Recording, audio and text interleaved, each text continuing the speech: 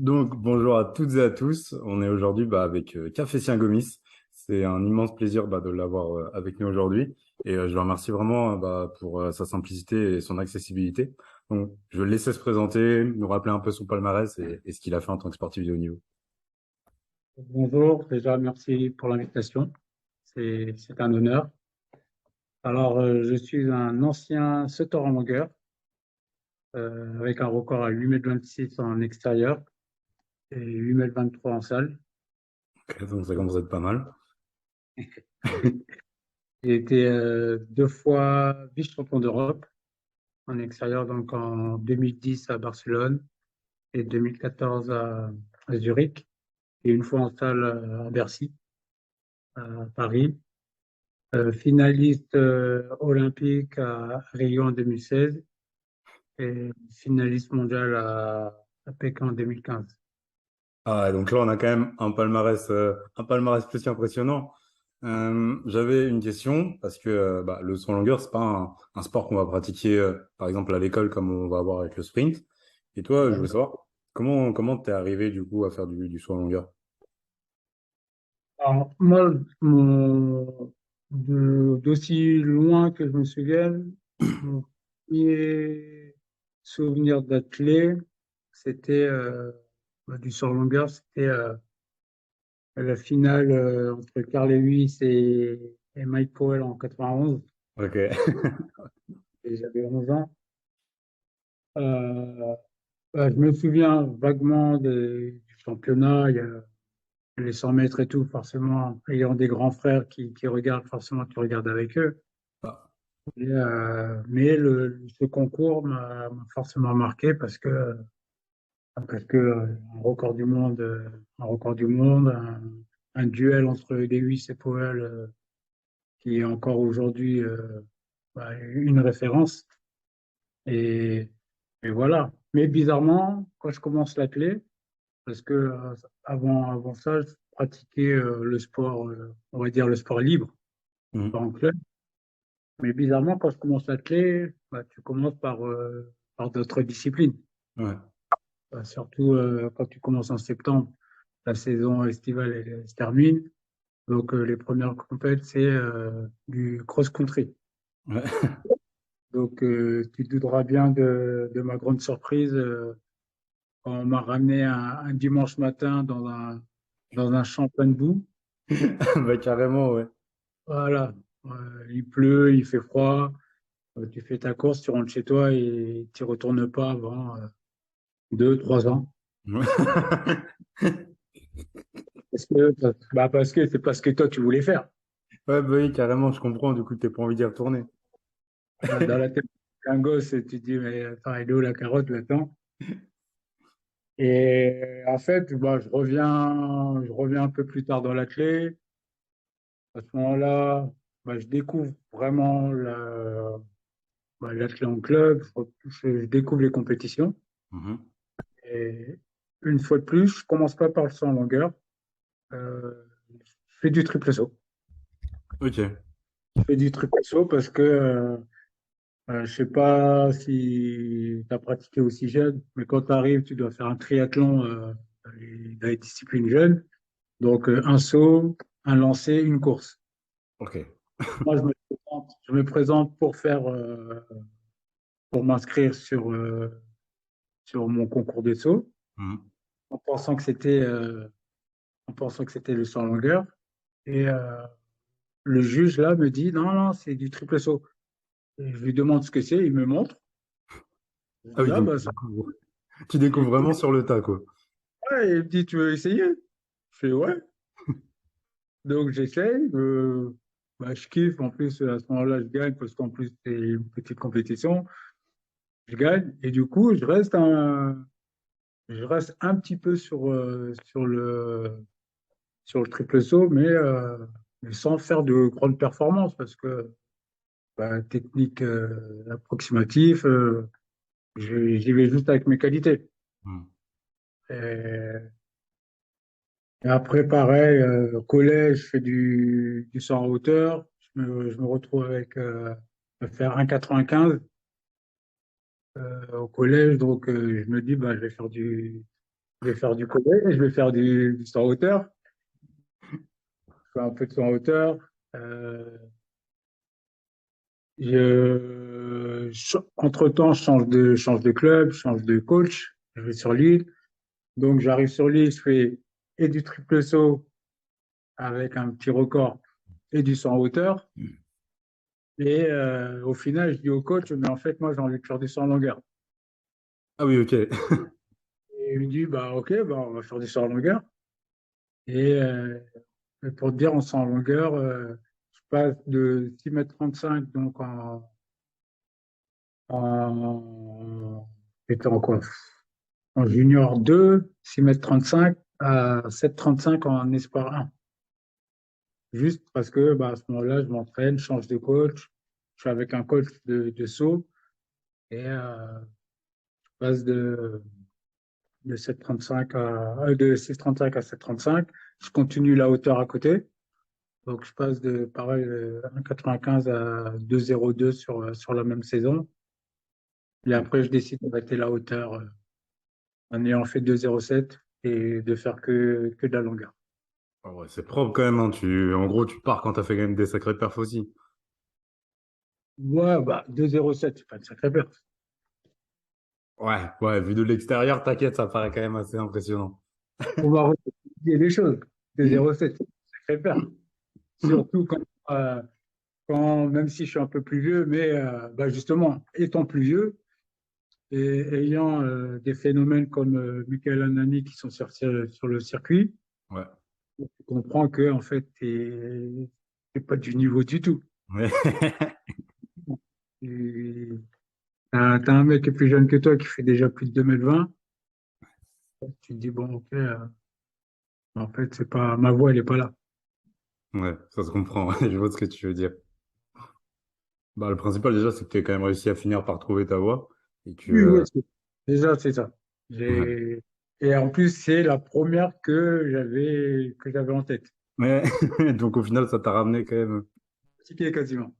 Tu vois, c'est fou.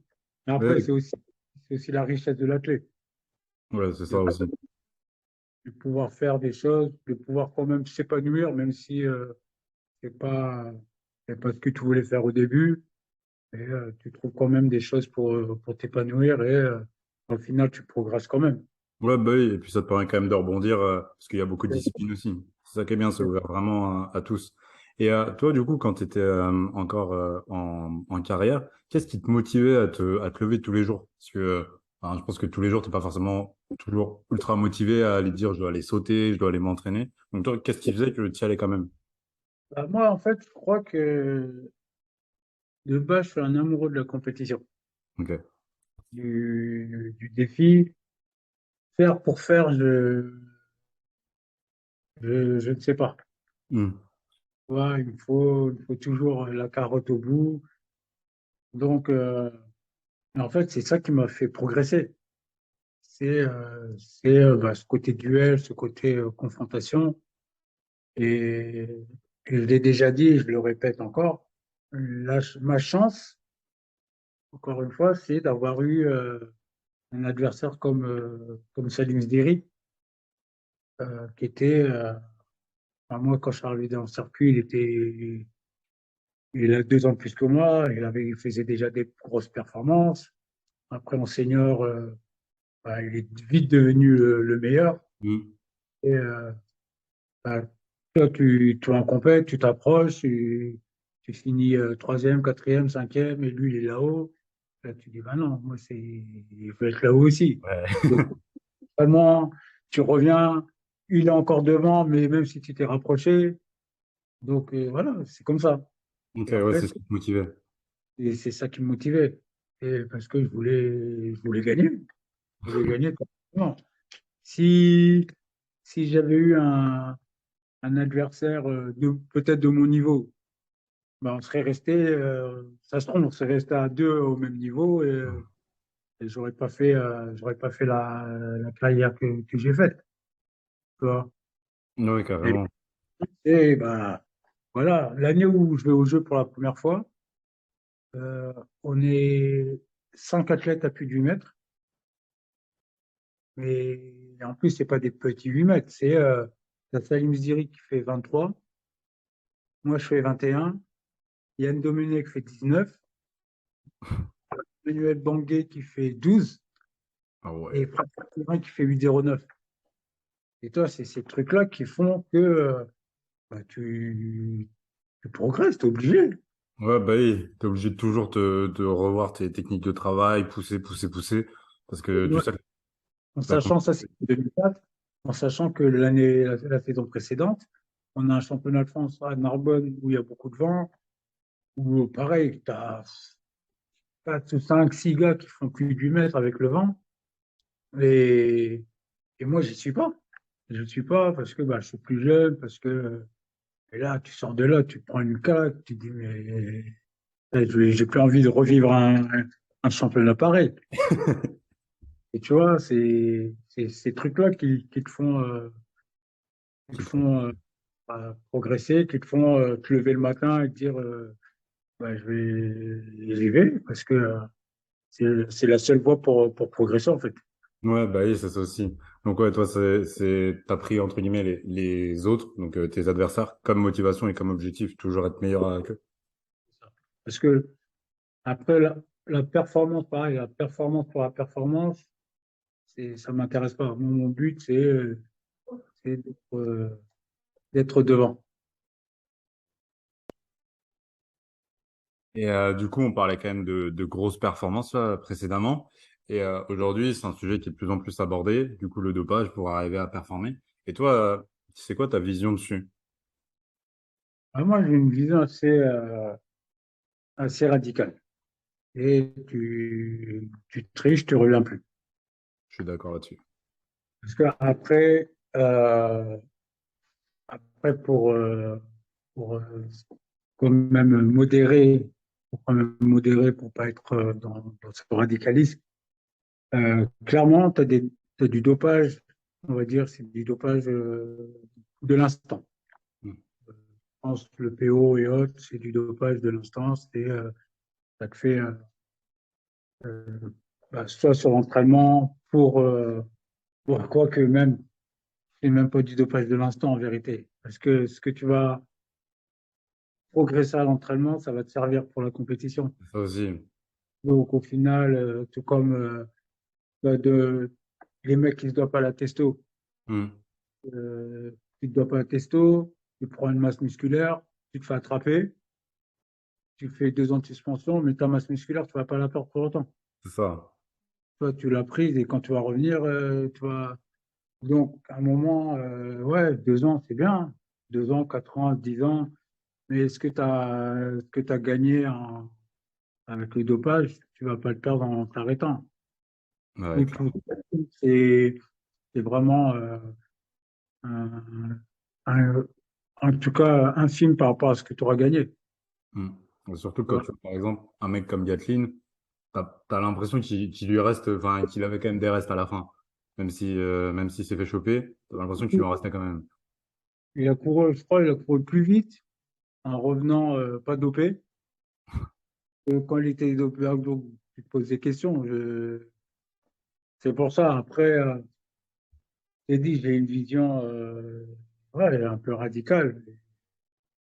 Ça, en fait, on, on s'imagine pas l'impact que le dopage peut avoir sur notre sport, parce que ben, c'est discrédite un peu le sport, mais après, par rapport aux athlètes, aux autres.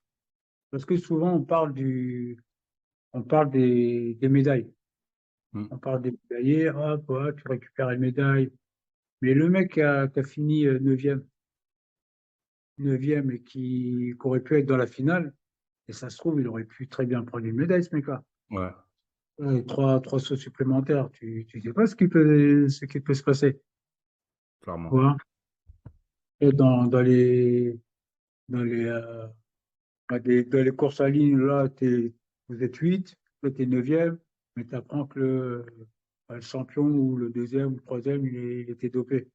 Ben, toi, tu avais ta place en finale. Ça se trouve, à cause parce que tu n'as pas fait la finale, ça se trouve, ton contrat, il a sauté. Ouais, aussi, ouais. C'est ça, si c'est Et vrai qu'il y a beaucoup d'enjeux derrière. plein d'enjeux. Et en fait,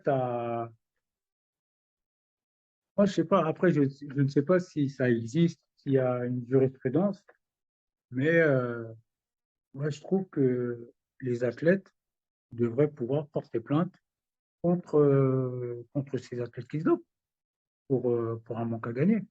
Ouais, clairement. Bah, surtout que quand tu vois que, par exemple, bah, un mec comme Gatlin ou même Yohan Blake qui se font choper pour dopage, quand tu vois les millions qu'ils génèrent, t'es en mode, peut-être que je peux avoir ma part du gâteau aussi, je pense aussi.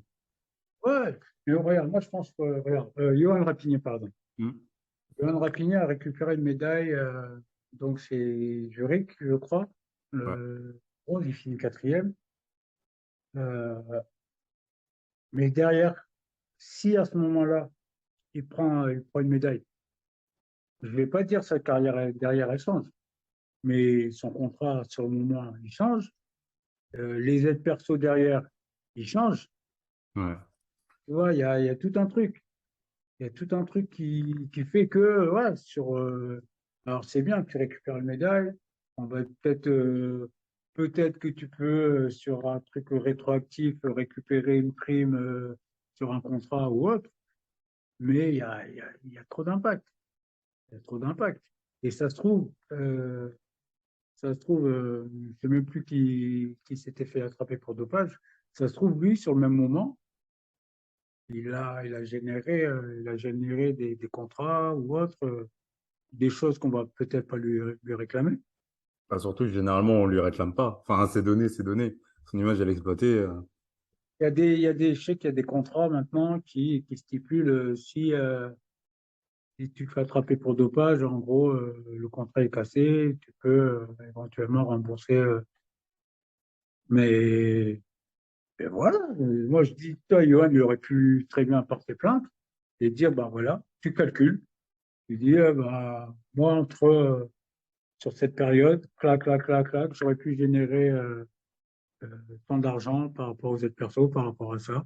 Bah, je les réclame à À cet l'athlète. athlète. Ouais. Ouais, en vrai, c'est vrai que ça Pas pourrait être. dans les cas ça peut être n'importe quel athlète qui a été lésé comme ça.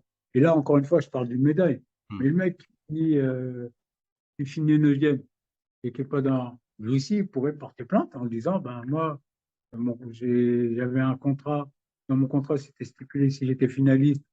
Mon contrat, il était reconduit pendant pour toute une Olympiade, par exemple, et que là, ben, il a sauté parce que je suis pas finaliste. Hmm. Je porte plainte parce que, ben voilà, c'est un préjudice. Ouais, clairement, tu as tout à fait raison là-dessus. Et je pense que du coup, ça ferait changer vachement les mentalités aussi. Parce que dès qu'il y a de l'argent en jeu, ça permettrait. Peut-être qu'il y aurait des tensions de plus en plus entre les athlètes. Non, mais moi, non, après, j'ai, j'ai eu un seul cas avéré d'un d'un dopé, c'était sur la finale des Jeux. Je suis 8e, du coup, je passe 7e. Mais je veux dire, à ce moment-là, il n'y a pas d'impact. Ouais, Il n'y a pas d'impact sur mon contrat ou quoi que ce soit.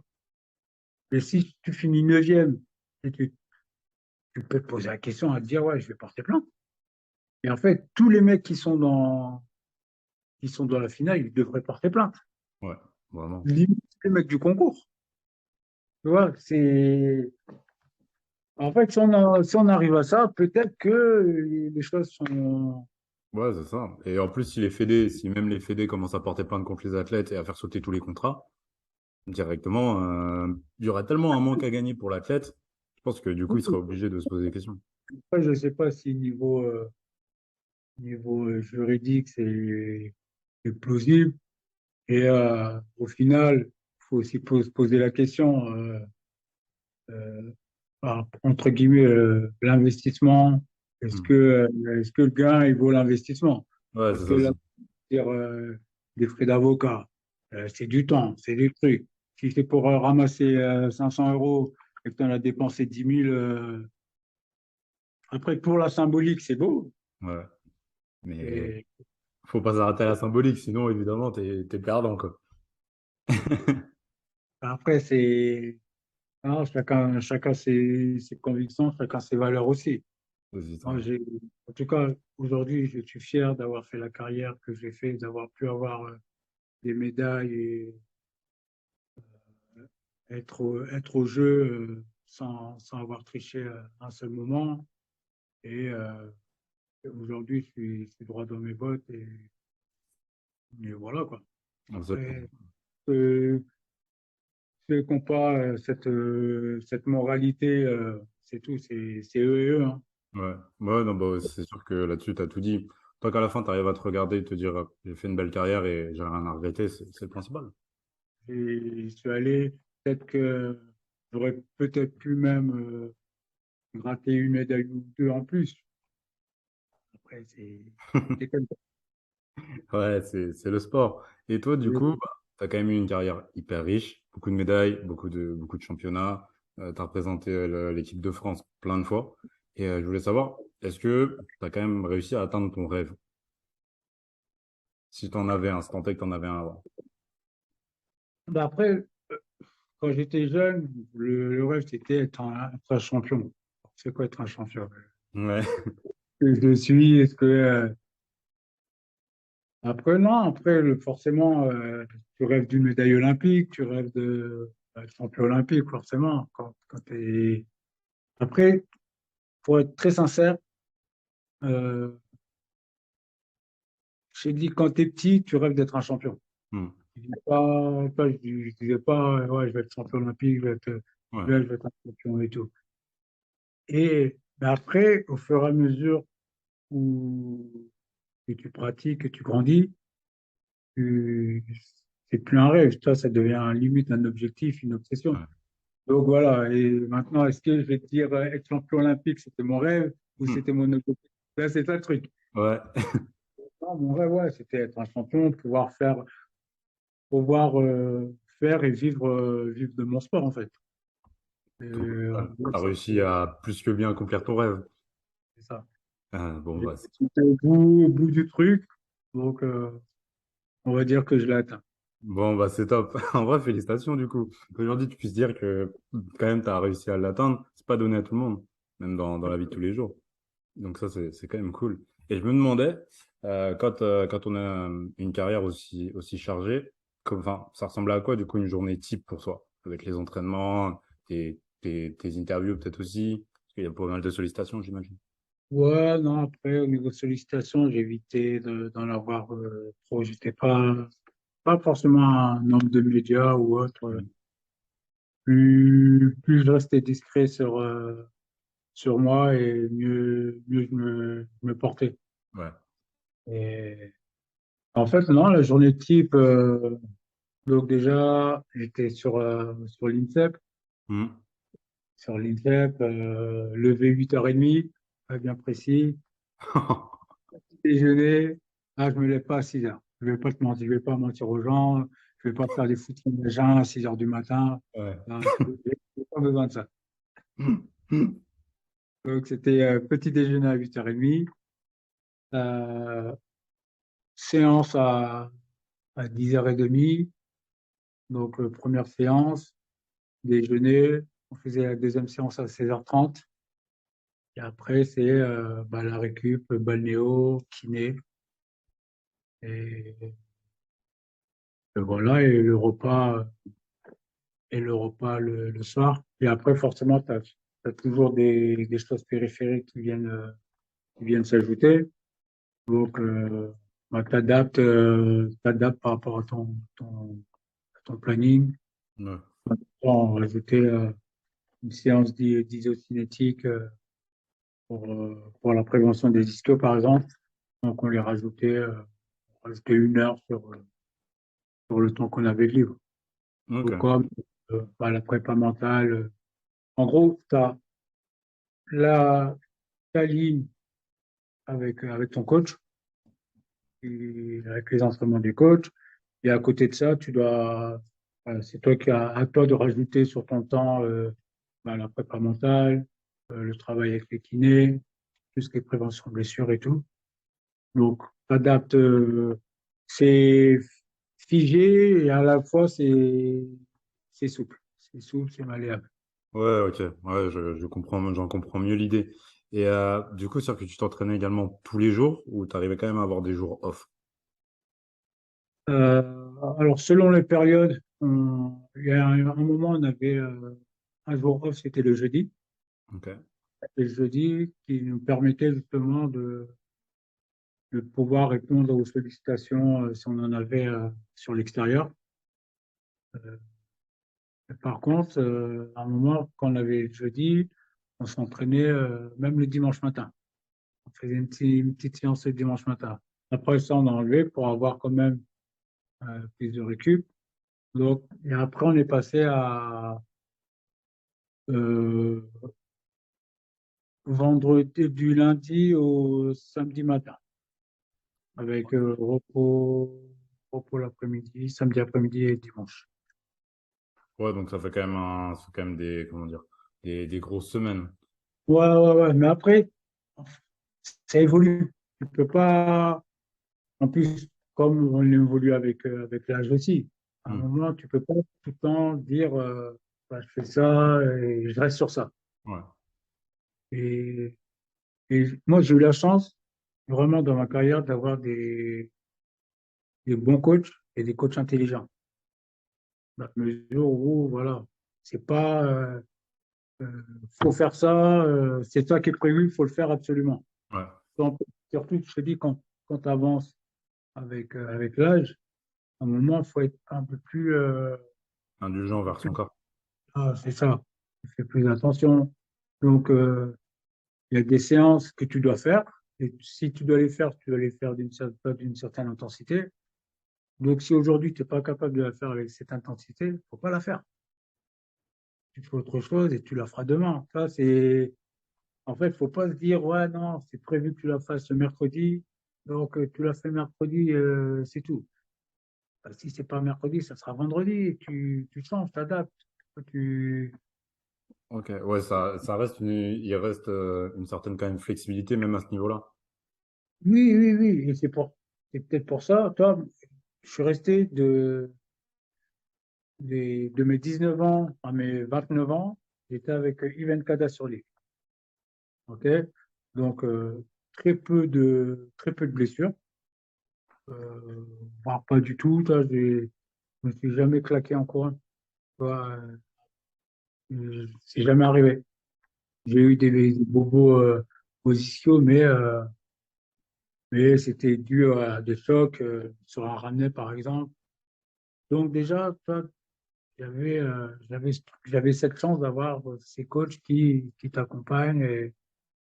Et après, j'arrive sur l'INSEP avec Renaud Longuet, Mhm. bah, un athlète de 30 ans. Et un athlète de 30 ans, ça, c'est pas un mec de 19 ans. Ouais. Donc, forcément, et en plus, il a 30 ans, il ne me connaît pas forcément. Je suis un nouvel athlète pour lui. Donc, on évolue ensemble. Il y a des choses qui sont beaucoup plus souples.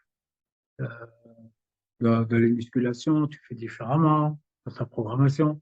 Et comme il me l'a souvent répété, c'est mieux de s'arrêter 3 jours que 3 semaines. Toi, dès que tu as un petit truc, bah, voilà, tu coupes. Va pas aller à la blessure et t'es absent 3 semaines ou 3 mois et toi, ainsi de suite. Ouais. Donc, il y avait cette flexibilité qui fait que bah, je fais une carrière jusqu'à 41 ans. Ah ouais, bah ouais. Alors que beaucoup s'arrêtent à 35 généralement. Voilà, c'est ça. C'est ça. Ouais, donc toi, ça t'a quand même permis de bien pousser plus que la moyenne. Oui, Et oui. J'ai eu très peu de blessures de par les deux coachs que j'ai eus, et un peu moins usés, on va dire. ouais, bah, oui, bah, c'est en vrai, félicitations à eux d'arriver à écouter leurs athlètes, parce que c'est pas toujours donné à tous les coachs non plus. Et je voulais voir avec toi, parce que bah, tu as dit que tu as eu très peu de blessures, mais quand tu étais blessé, toi, tu arrivais à gérer ça comment? Alors, selon le type de blessure, ça pouvait être très relou. Mhm. Euh, En gros, je gérais par rapport à, on va dire, à l'intensité de la douleur. Ça, j'ai jamais eu de blessure. Il m'a arrêté complet. où j'ai eu des trucs, mais c'était 2 semaines, 3 semaines, mais je revenais. J'ai jamais loupé une saison complète pour une blessure. Hmm. Pourtant, j'ai eu des petits pets. Ouais. Ça, par exemple, en 2011, avant les championnats d'Europe de Bercy, j'ai fait une désinsertion partielle de l'ischio. C'est juste à l'insertion, juste en dessous de la fesse. Aïe. Je suis revenu, donc fin janvier. J'ai il y a Bercy qui arrive début mars, et forcément, un championnat d'Europe à la maison, c'est pas passer à côté. J'ai envie d'y Donc, être. les premiers trucs, les premiers examens, on m'annonce ça. Et là, je crois que c'est ma première vraie blessure où on me dit, ouais, c'est des insertions et tout, toi, et tu te dis, ouais, c'est quoi, c'est grave, c'est quoi, je me fais opérer. Non, bah, faut cicatriser et tout. Et après, c'est soit tu le prends bien, tu le prends, et tu te dis, ben, je vais faire avec et je vais voir ce que je peux faire. Ou soit tu te dis, ben, c'est tout, ma saison, elle est terminée et je vais attendre l'été. Hmm. Et moi, tout de suite, ben, j'appelle le médecin de la fédération. Ben, voilà, qu'est-ce qu'il faut faire et tout. Il me dit, dans un premier temps, il y a une grosse tache de sang. Donc, dans un premier temps, c'est de l'éliminer. Ok, ben là, faut donc cryo, compagnie. Ben, je faisais 2 cryos par jour. J'en faisais une le matin, j'en faisais une le soir. Entre-temps, je faisais de la kiné. À l'entraînement, comme la désinsertion, je ne pouvais pas courir, ben, je faisais de la corde à sauter, je faisais des trucs. J'étais j'étais tout le temps actif Hmm. pour pas perdre. Quand Ouais. je faisais ça, j'avais pas mal donc de travail de pied, des trucs comme ça. Après, dès que j'ai pu faire du vélo, je faisais du vélo. Donc je revois le médecin, je revois le médecin une semaine avant les championnats de France. On refait un bilan. Il me dit, OK, il n'y a plus de tache de sang. Maintenant, l'insertion, le tendon, il s'est un peu épaissi. Donc, bah, c'est à toi de voir. Je lui dis, moi, je lui pose une première question. Je lui dis, est-ce que si je vais au championnat d'Europe, je peux me répéter? Il me dit, pas en cours. Si tu reprends le même choc, tu peux te répéter. Et si ça répète, ça peut être beaucoup plus grave. Et après, il me dit, mais après, c'est toi et ta gestion de la douleur. Parce que j'avais mal. Je ne pouvais pas m'asseoir. Tendre la jambe, je ne pouvais pas. Ah ouais. Vraiment, tendre la jambe à fond, c'était impossible. Ouais, ce qui est quand même problématique quand tu fais du saut en longueur. C'est un peu problématique. Et j'ai dit, ben, j'y vais. J'y vais. J'y vais. Le matin, je fais mes qualifs. Le jour de la finale, c'est Renaud qui m'étire parce que je suis incapable de m'étirer tout seul. Et il m'étire et en fait, il va chercher, bah, parce que j'ai besoin de plus D'amplitude. d'amplitude. Et il m'étire, mais il m'étire, j'en pleure. Et je suis au sol, mais je pleure de douleur tellement il y a des adhérences qui ont dû péter entre-temps. Et il m'étire, il m'étire, il m'étire. Et bah, je m'en sors avec une médaille d'argent. C'est beau. Ouais, pardon, une médaille d'argent parce qu'à ce moment-là, bah, le niveau, il n'était pas foufou. J'arrive à faire 8 mètres, mais moi, en fait, tous mes trucs étaient au même endroit. J'étais limité à ça. Je ne pouvais pas aller plus loin. Et je crois que je descends entre 7,98 et 8,03 ou un truc dans ce genre-là. J'étais limité à ça. J'ai eu la chance à ce moment-là que le niveau, il était, Il était pas haut. ça se gagne à 8,14, je crois, 8,17. Et voilà. Et voilà ma gestion de la blessure. Si, si je peux, j'essaye. Ouais, ouais, bah t'as bien raison, en vrai. Il y a beaucoup de championnats que j'ai fait blessé, mais par contre, je m'en servais pas d'excuse quand ça marchait pas. Ouais. Je pense que j'ai jamais dit à un média, ouais, en fait, j'étais blessé et tout, j'ai voulu essayer. Et tout, je suis là, c'est le jeu. Ouais, t'es Si là, je, suis- si t'as pris la décision, c'est parce que tu pensais que tu y allais, c'était bon. si je suis blessé, ben, je viens pas en fait. clairement, clairement. Il y a des championnats où je suis arrivé avec un petit insertion peu- un Bah, peu moi, pétée, avec douleur sous la fesse, avec une cheville en vrac ou un genou, le genou complètement KO. ah ouais. Mais toi, t'aimes trop la compète, du coup, vas-y, faut y aller. Et puis toi, on t'essaye, après ça marche pas, c'est tout. Tu repars, toi, dans ta tête, tu sais pourquoi. Hmm. Tu sais pourquoi ça n'a pas fonctionné. Ça aurait pu, ça aurait très bien pu fonctionner. Toi, à Berlin, 2010, mon dernier championnat, je fais des bons France. Et entre le stage entre les France et les Europes, en fait, j'ai une douleur au genou qui s'installe et qui veut pas partir. Donc, j'essaie de la traiter, anti-inflammatoire et autres. Les qualifs, ça passe. Et en fait, en finale, j'avais pris les anti-inf et je savais que j'avais un saut, voire deux dans les jambes. Et qu'après le premier saut, en fait, la douleur elle allait s'installer et que c'était fini. Ah ouais. Et en fait, je me dis, et vraiment, je m'étais conditionné, je me dis, t'as que le premier essai. Aujourd'hui, on t'appelle l'homme du dernier essai. Aujourd'hui, t'as que le premier. Et en fait, je me lance et je mords du bout de la chaussure mon premier essai qui est à plus de 8 mètres. Aïe, aïe, Peut-être que j'aurais pu prendre une médaille sur ce saut, peut-être. Après le concours, il y a quelqu'un qui peut trop passer devant ou autre. Mais je mords et après, à partir de là, ça y est.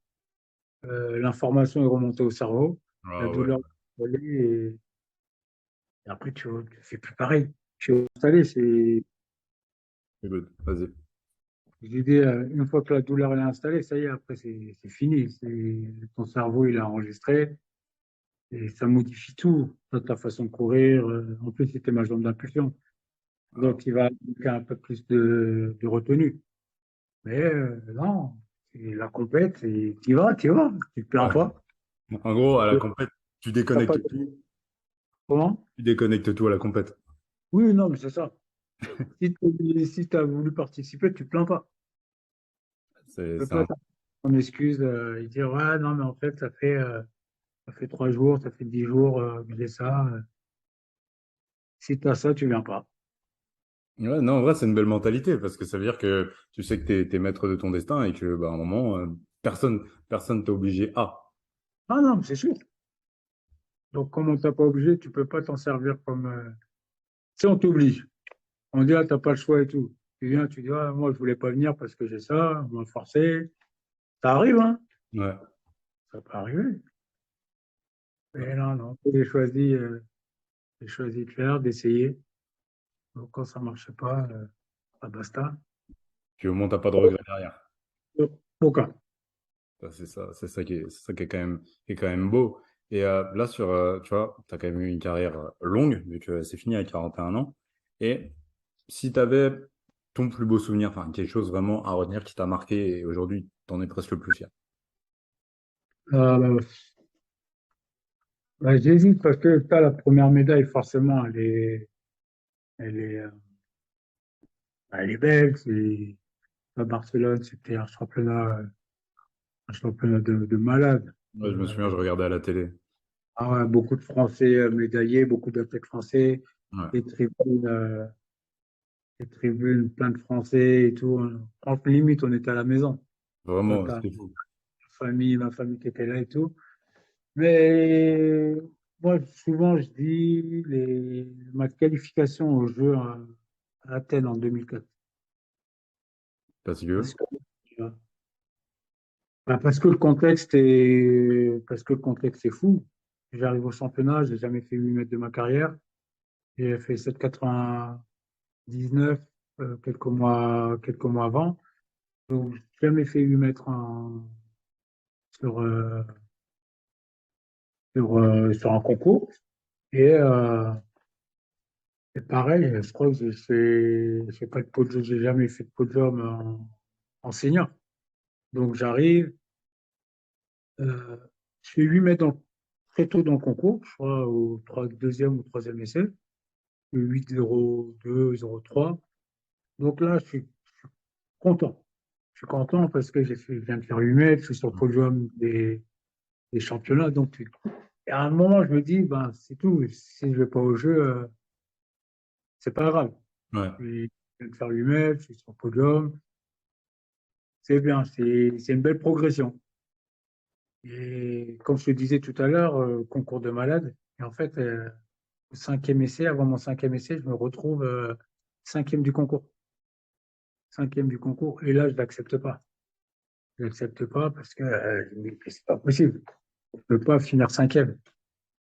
Et en fait, à ce moment-là, je ne saute pas pour aller chercher une médaille, un minimum ou autre. Je saute pour la médaille. Je saute pour gagner, je saute pour. Et je me retrouve avec 8,21 m. Donc, j'expose mon record. Je me retrouve qualifié au jeu. Euh, je pleure pendant le concours. Il restait un essai. Le concours était tellement fou, tout le monde pouvait encore repasser devant. ouais, Et moi, entre mon cinquième et sixième essai, après avoir fait 21, je suis assis, je suis en train de pleurer. Mon coach, il essaie de me calmer. Il me dit, ouais, calme-toi, c'est pas fini, c'est pas fini. Et moi, je suis comme ça, comme un enfant inconsolable. Peut-être que ça sera peut-être ça le plus beau souvenir. ah, en vrai, ça fait quand même une sacrée épopée, un beau souvenir de ouf. Vraiment. Ah, non, je t'ai dit, c'est le contexte, tout le contexte autour qui fait que que c'est beau. Ouais, bah en vrai, félicitations, parce que c'est sûr que tu as quand même des ressources mentales hyper fortes. Ouais, et je t'ai dit, ça, je l'ai construit parce que c'est la compétition qui m'anime. C'est pas la performance. Ça, j'ai jamais été obsédé par la performance en me disant, ouais, faut que je fasse. Il y a tout le temps les minima qui reviennent. Tout le temps. Je l'ai été à un moment, notamment en 2003. En 2003, toi, obsédé par la performance, je voulais me qualifier au monde universitaire. Moi, c'était 7,85 ou je sais plus. Et moi, je voulais absolument aller faire. Et en fait, dans le concours, il y avait du vent, donc j'attendais. C'est un championnat. Hmm. Et moi, j'attendais que le vent il baisse pour pouvoir faire ma qualif, pour que ma paire soit homologuée. Donc, tous les mecs devant à 8 mètres. Et tu as Cervélan, ancien recordman de France du triple saut, qui m'a attrapé après mon concours et qui me dit écoute, la prochaine fois que je te vois faire ça, je t'en mets une. Ouais. Je le regarde avec des gros yeux. Il me dit un championnat, c'est fait pour être gagné. Il me dit tu t'en fous de savoir que tu t'as pris 3 mètres devant, 10 mètres devant dans le dos. Un championnat, c'est fait pour être gagné. Donc tu sautes pour gagner. Si tu veux faire des performances, tu fais ça en meeting. Et mais là, en Ah fait, ouais, le c'était mindset est... là, voilà. Je suis rentré, j'ai dit ouais, c'est vrai. Demain, si tu me dis tu fais 8,70 ou 8,80 ou tu es champion olympique avec 7,10 m, crois-moi, je vais prendre le champion olympique avec 7,10 m. Ouais, carrément. Logique. Parce que c'est la compétition, c'est tout. Les performances, et je t'ai dit, après ça, j'ai jamais. Peut-être que en réfléchissant comme ça, euh, je suis passé à côté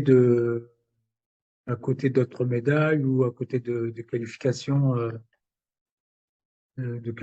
sur des championnats. Hmm. Peut-être. Voilà. Mais après, c'était ma façon de fonctionner. Et ça avait le don d'agacer Renault, notamment sur la fin, parce que j'étais capable de faire 7,50 à un meeting une semaine avant les championnats de France. Et arriver au championnat de France et faire 8,20 m. Ouais. Voilà. Et du coup, ça peut être agaçant, surtout si bah, dans une optique de préparation. Enfin, le coach, il dit que tu fais ça 15 jours avant, tu fais 7h30. Le mec il va se dire, ah, il est quoi? Il est blessé, il est Hmm. fatigué. Peut-être que la charge d'entraînement est trop élevée. Ouais, remets-toi en question. Tu te remets en question. Il dit, attends, et 15 jours après, tu fais 8 m 20. Je dis, mais attends, 15 jours, qu'est-ce qui s'est passé? Tu vois, ça Ouais. peut être, je comprends que ça puisse être déroutant pour un entraîneur. Ouais, c'est sûr, c'est sûr. Mais bon, au moins, après, toi, tu te connaissais, donc tu savais aussi, et t'arrivais à l'expliquer. Ouais, après, et à force, forcément, à force, Renaud, il me connaissait aussi. Et bah, Yves, lui, j'ai grandi avec lui dans cette dynamique, on va dire. Il est arrivé en championnat comme comme un fou furieux. Et voilà. Et après, toi, Renaud, il me disait, il y a une fois, bah, d'ailleurs en 2018, en fait, je vais chez les interclubs. Et aux interclubs, je me fais un petit truc à l'ischio rapide. Et je vais le voir à la fin du concours. Je lui dis, ouais, ça tire un peu. Il me dit, OK, bah, rendez-vous au championnat de France alors. Et en fait, toi, interclub, finale des interclubs, c'est fin mai. Et, et en fait, il me dit, bah, c'est pas, on va préparer le championnat de France. Et il savait qu'il n'y avait pas besoin d'aller faire des meetings, des trucs, parce que de toute façon, j'allais pas être performant. Ouais, t'avais Et limite plus de chances de te blesser qu'autre chose, quoi. il me dit, tes minima, tu vas aller chercher au championnat de France. On va préparer les France directement. Ok. Et après, c'est parce que là, ça faisait déjà 7 8 ans que je m'entraîne avec lui. Forcément, il me connaît mieux. Il se cassait plus la tête. Il avait une préparation. Voilà. Et après, c'est de la confiance. Moi, j'avais confiance euh, en sa préparation. Hmm. Je savais que le jour J, physiquement, je serais bien. Et lui, il savait que le jour J, j'allais pas me poser de questions, j'allais pas flipper et j'allais m'engager, quoi. Ouais. Donc, c'est l'importance de connaître bien ses athlètes parce que chaque athlète est différent C'est ça. De connaître bien physiquement et de connaître bien aussi mentalement. mentalement. Bah Et oui, qu'il y a une confiance aussi de l'athlète envers son coach. c'est la base de tout. Et Et c'est c'est quand même hyper important. Et aujourd'hui, enfin, parce que tu vois, t'as eu une carrière pendant quand même très longtemps, jusqu'à 41 ans. Je me demandais comment après on arrive à gérer une reconversion, on arrive à sortir un peu du haut niveau ou même est-ce qu'on en sort réellement? euh, moi, en fait, si tu veux, ma fin de carrière, ma reconversion, pas la reconversion, ma fin de carrière, je la prépare depuis 2012. Ok. En fait, voilà, pour l'histoire. Et je m'étais tout le temps, et je crois que depuis que j'ai commencé vraiment la compétition, je m'étais imaginé arrêter ma carrière en 2012. C'était, j'avais ça dans la tête. Et en plus, à ce moment-là, Paris, à l'époque, était candidat pour les Jeux. J'avais dit, ouais, bah, faire les Jeux à Paris, après, ben, j'arrête sur ça et tout. Donc, rien ne se passe comme prévu. Déjà, il y a pas, les Jeux ne sont pas à Paris. Et moi-même, je vais pas aux Jeux. Parce que dans la continuité de ma blessure de 2011, de Mhm. l'ischio, en fait, je fais des rechutes derrière, des complications. Je n'arrive pas à retrouver un bon niveau. Donc, pas de, pas de jeu. Attends, 30 secondes. Ouais, Euh, ouais, vas-y. Voilà, donc, dans la continuité de ma blessure, donc je loupe 2012 et, et je me dis, ouais, il faut que je fasse la saison 2013. Donc, 33 ans, je fais ma saison et tout. Ok, il n'y a pas de souci. J'y vais et en fait, je me blesse. je me blesse au genou. Hmm. Des insertions, pareil, des insertions partielles du LLI, ligament du genou. Ouais. Et pareil que saison, je fais ça au championnat de France en salle en 2013. Je soigne en avril. J'essaie de faire la saison été. Elle se passe pas bien. Et, et là, pareil, tu te dis, bah, ça y est, c'est la fin. C'est la fin. À ce moment-là, en plus, je viens d'avoir un deuxième enfant. Et je me dis, ouais, je vais arrêter. Et je vais vraiment. je- il me restait les Jeux méditerranéens. C'était fin août, fin août, Ouais, comme début ça, septembre. fin août, ouais. Et, et en fait, j'étais qualifié. Donc, tout l'été, je suis resté à la maison, j'ai soigné et tout. Et je vais aux Jeux méditerranéens, histoire de dire, ouais, ça y est, c'est ma dernière compète, un peu plus fun et tout. Et je vais pour annoncer, je fais mon concours, je dois faire 7,90. Déjà, c'est pas loin de ma meilleure perf de la saison. Et, et en fait, je vais pour annoncer que j'arrête au coach, Mhm. comme s'il s'en doutait. Vraiment, comme s'il le savait. Et il me dit, ouais, l'année prochaine, il y a les championnats d'Europe. Euh,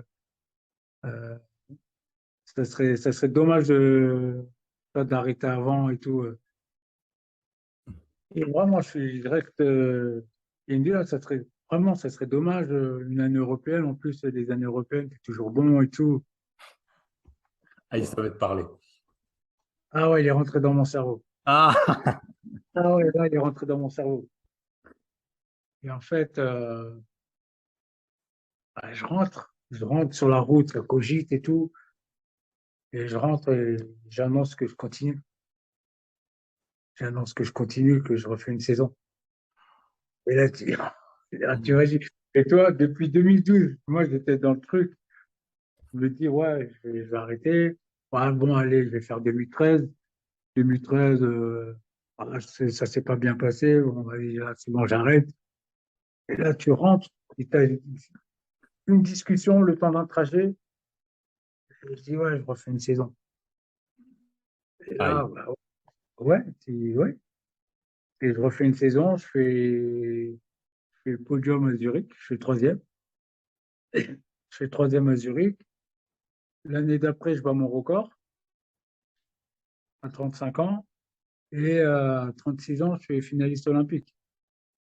Comme Donc, quoi. ça, quand on dit les détails. Et comme quoi, t'as Donc, bien fait de l'écouter. voilà. Donc, si tu veux, quand je me suis arrêté, j'étais déjà prêt, dans mon cerveau, j'étais déjà préparé. Tous les ans, je dois m'arrêter. Ouais, bah oui. Ouais, tous les ans, je dois m'arrêter. Tous les ans, et après, là, quand j'ai vraiment décidé d'arrêter, bah, physiquement, ça devenait dur. Le genou, Hmm. c'était devenu très compliqué. Et après voilà, j'ai des enfants. Ouais, Le but, c'est aussi d'avoir une santé derrière pour juste, ne serait-ce que de jouer avec les enfants. De ouais, courir avec, carrément. juste ça. Et Et, aujourd'hui, vas-y, et vas-y. après ça, j'avais préparé niveau diplôme et tout. Je m'étais préparé. J'ai fait un DES, Mhm. DES GEPS en 2019, vraiment dans l'optique de me dire, quand j'arrête, je vais pouvoir entraîner et autres. Et après, bah, justement, par rapport à ça, euh, des fois, tu as des projets qui sont pas forcément ceux des autres. Ouais. Ils sont pas, en tout cas, dans le même temps, dans les mêmes créneaux. Donc, d'ailleurs, moi, je souhaitais essayer d'intégrer l'équipe technique de la fédération, entraîner sur l'INSEP, notamment avec Robert, la compagnie Robert, pour, continuer à apprendre. Et en fait, ça s'est pas fait, ça s'est pas fait avec la fédération. Donc là, pendant un an, je me suis un peu mis en retrait de la clé. J'ai fait un peu de coaching, Donc, et aussi un peu de formation en entreprise sur la sécurité et le bien-être. Ouais. Donc, j'ai fait plein de petites choses à côté, euh, éloigné de la tête. La prépa physique aussi. Et là, ben, j'essaie de revenir vers la clé. Ben, j'essaie. Je reviens vers la clé tout doucement. Notamment, là, je vais mettre en place des masterclass de sur longueur que je vais mettre en place là dans les prochains jours. Ouais, c'est hyper cool. Et Ouais, ouais. ce sera réservé aux athlètes ou tu vas l'ouvrir plus largement?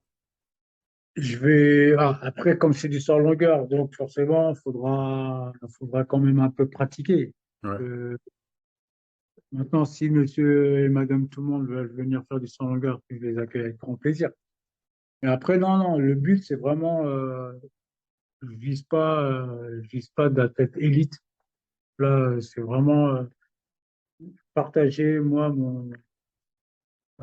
mes 20 ans de carrière, euh, rendre un peu aussi ce qu'on m'a donné. Hmm. Comme je t'ai dit, j'ai eu la chance d'avoir des coachs intelligents, mais ils n'étaient pas qu'intelligents, ils étaient aussi très performants dans ce qu'ils pouvaient, dans ce qu'ils pouvaient nous donner. Et, euh, et en plus, ils nous ont toujours impliqués.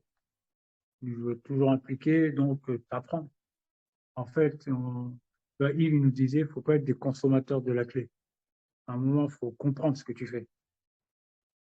Les gammes que tu fais à l'échauffement, et en fait, 80% des athlètes ou 50, j'en sais rien, ils vont te dire ouais, ah, pourquoi tu fais ça? Ouais, pour m'échauffer les ischios. Mais en fait, c'est ce que tu fais, c'est déjà de la technique. En vrai, les gammes, c'est déjà de la technique. Ouais.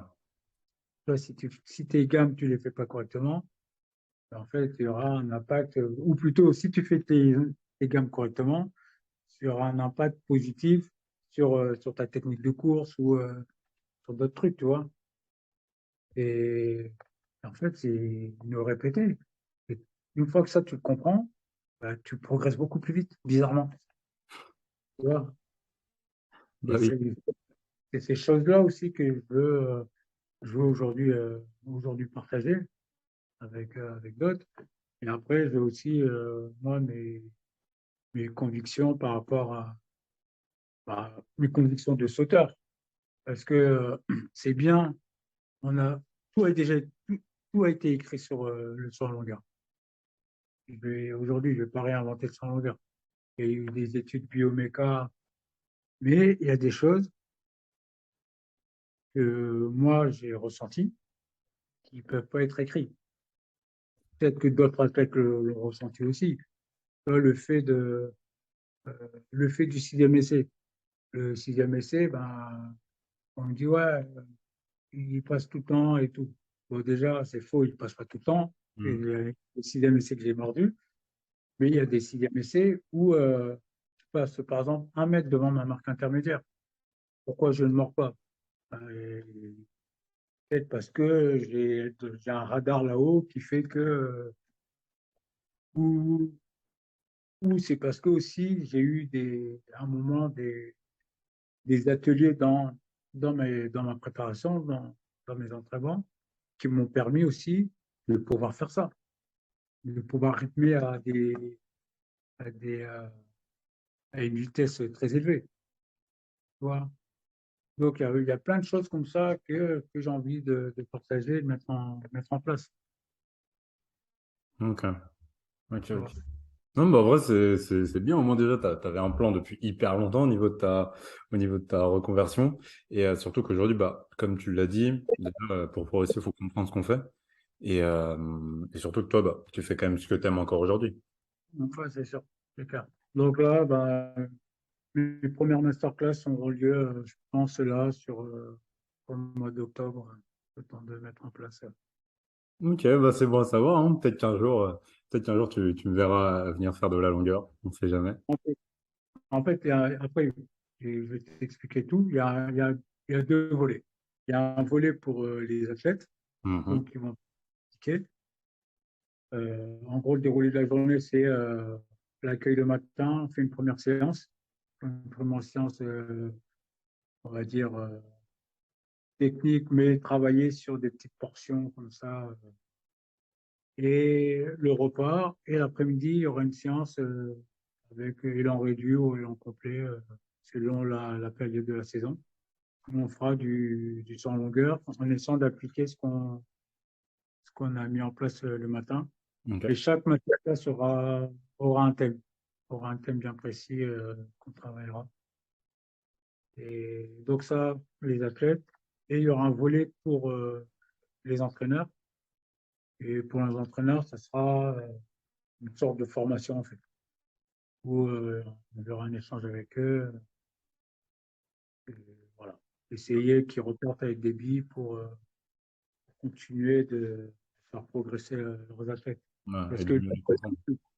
c'est de faire euh, que le sans longueur français continue à progresser. Et si on veut qu'il continue à progresser, il faut que l'apprentissage technique elle soit bonne. Sans apprentissage technique, si tu peux avoir un mec talentueux, euh, si tu veux un moment qui soit au sommet, parce que là, le but, c'est pas de gagner les championnats de France, c'est essayer d'aller au JO, rater une médaille au JO. C'est Et logique. ça peut pas que par la technique. Ok. Bah, Et en vrai, c'est sûr. c'est hyper louable que des personnes comme toi, en plus ultra légitime, vu que tu connais très très bien la discipline, se mettent au service des autres pour les faire à leur tour performer. Après, j'essaye. Après, est-ce que ça va prendre? Parce que après, euh, ça change peut-être de sujet, mais toi, dans l'athlète, on n'a pas ce rapport mercantile à la performance. Hmm.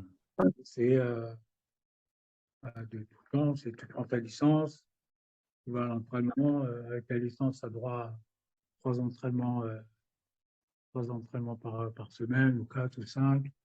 Tu vas en compétition, tu gagnes, truc. Et on n'a pas ce truc, justement, de masterclass, tu payes ton coach ou Ouais, autre. Ça, dans les pays anglo-saxons, ça se fait. Dans d'autres sports, ça se fait. En athlète, on n'a pas encore ce truc. Est-ce que ça va être bien pris? Est-ce que ça va être bien accepté? Je ne sais pas, je vais le découvrir. pour le Je vais tenter en découvrir. tout cas. Ah oui, mais tu vois, regarde, demain, j'ai un de mes fils qui a fait du tennis. Tennis, tu prends une licence. Donc la licence, c'est 200, 300 euros. Et pour ce prix, tu as un entraînement par semaine, d'une heure et demie ou 2 heures. Tu vois? Demain, on va te dire, ouais, ton fils, il est pas mal et tout, ah, il pourrait progresser. Ah bah ouais, bah moi, je veux bien. Donc, qu'est-ce que tu vas faire? Tu vas prendre des cours. C'est ça. Là, tu prends des cours. C'est pas, on va te donner des cours en plus à ton. Tu prends des cours. Et là, le cours, tu vas le payer. Donc, 50, 60, 60, 100 euros, 120 euros, selon le niveau du coach aussi. Ouais. Tu vois? 1 heure de cours, 2 heures de cours, et chaque cours, tu vas aller faire un tournoi, bah, c'est toi qui vas payer. Ah Donc, ouais. toi, en fait, tu as d'autres sports, t'as des sports qui ont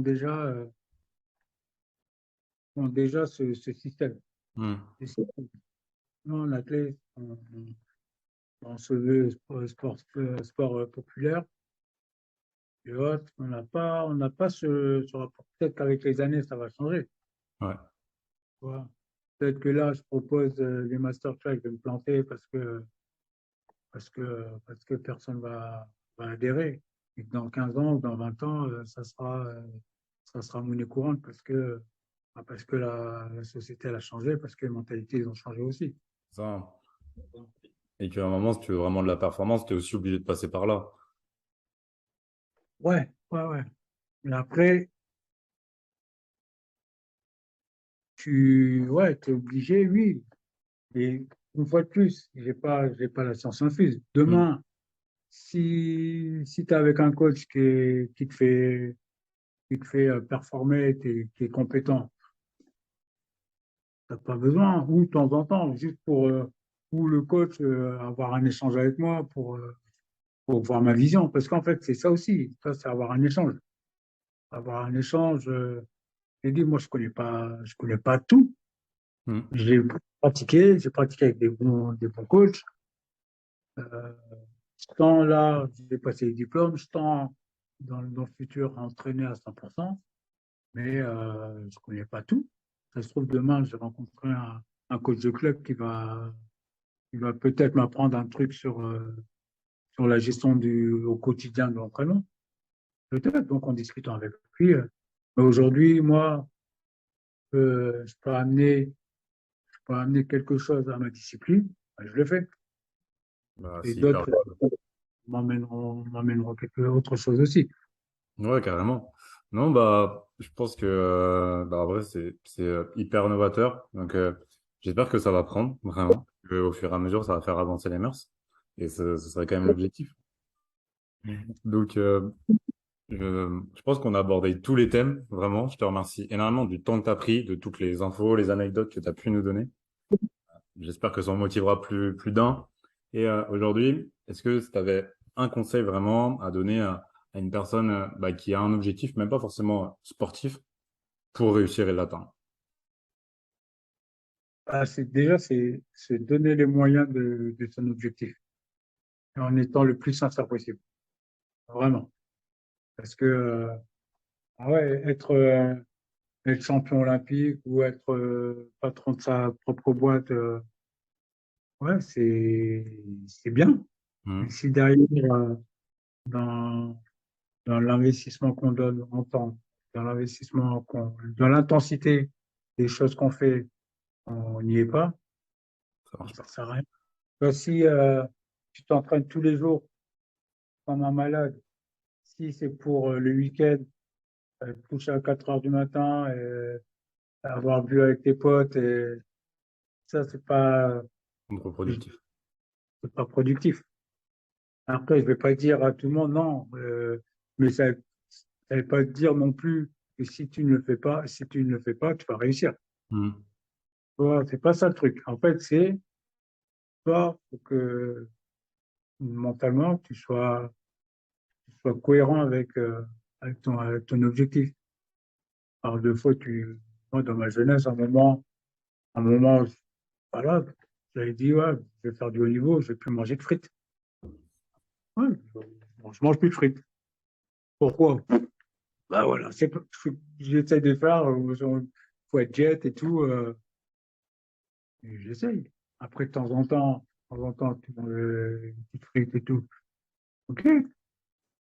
Dans l'entraînement, si tu vas à l'entraînement une fois sur deux, même si tu es doué de fou, ou tu vas à l'entraînement juste pour être avec tes potes, ça se check et tout, on te dit, ouais, Ouais, on se lactique, et tu fais 2 secondes en dessous de ce que le coach t'a dit,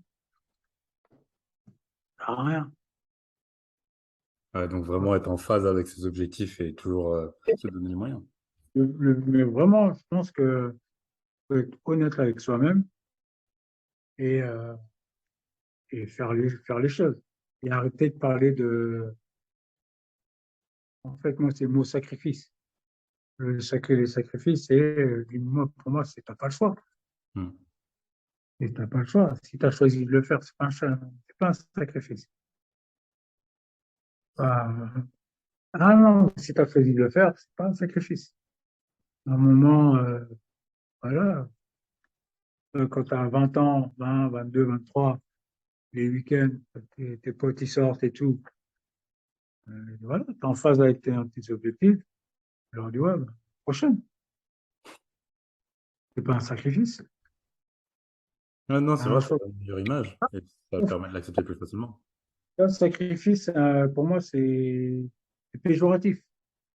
Là, limite, on t'a obligé de le faire, ouais, tu voulais pas. Ouais, je l'ai fait, mais c'est dur, hein, je voulais pas le faire. Bah, fais pas, il n'y a pas de souci. Si tu penses qu'en faisant ça, en sortant tous les week-ends, tu vas réussir, Vas-y, pourquoi pas? Il y a des gens, ils ont besoin de ça peut-être. Là, je veux dire, il n'y a pas de. Je vais pas commencer à être moralisateur en disant non, il faut être Hmm. comme ça. Il y a des gens, ils ont besoin peut-être de se lâcher parce qu'ils sont trop. Mais si en faisant ça, tu es en phase, tu crois vraiment dur comme fer qu'en faisant ça, tu peux réussir, fais. Ouais, va au bout de tes idées. Va au bout de tes idées, assume-les. C'est ça. Oui. Après, en tant que coach, peut-être que je dirais, ouais, on va en discuter. Je dirais, bon, peut-être que c'est. J'essaierai de prouver par A plus B que c'est pas bon. Mais s'il me dit non, moi je suis sûr, là, si je fais ça, ouais, je me sens bien, le lendemain, je me sens bien, je fais bien et tout, il n'y a pas de. Vas-y, ok. Ok, bah écoute, merci Si en tout tu- cas. C'est une hyper bonne philosophie pour finir. Je te remercie énormément, vraiment, parce que bah, c'était un échange ultra constructif. Tu m'as appris énormément de choses, que ce soit bah, sur le saut en longueur, au niveau mindset également. Et bah, pour ça, merci beaucoup. C'est un plaisir, vraiment. Attends.